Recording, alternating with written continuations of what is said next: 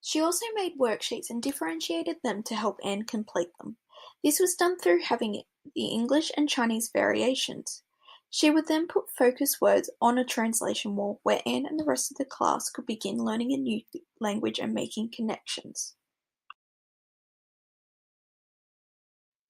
Mrs. Jones recognised this was not enough support for Anne.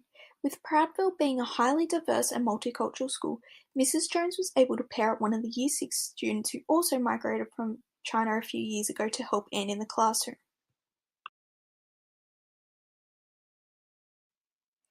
A learning support officer also worked with Anne and helped her become more confident working with the class. The teamwork and collaboration created through the variety of methods helped Anne feel part of the classroom and not as separated from the class as she originally thought. One night Mrs. Jones was watching TV when a news reporter was talking about the lack of educational results for migrant students. Most of the evidence showed language barriers and school funding to be the biggest issues.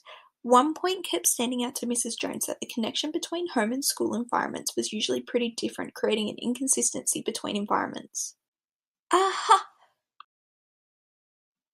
Mrs. Jones got to school the next day and organised a meeting with Anne's parents. She discussed the possibility of them coming into the classroom and showing elements of their culture to the rest of the class.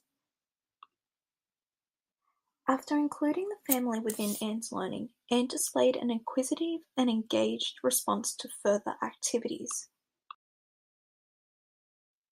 She defied the deficit discourse that faced her, and Mrs. Jones ensured she could use her virtual school bag to bridge the gap in her learning that many of the teachers had tried to assure Mrs. Jones she would have.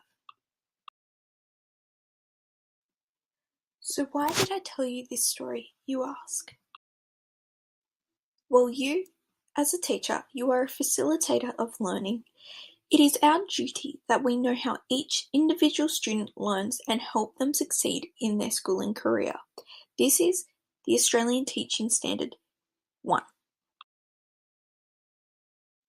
It is important as teachers that we do not let deficit discourse affect a student's learning.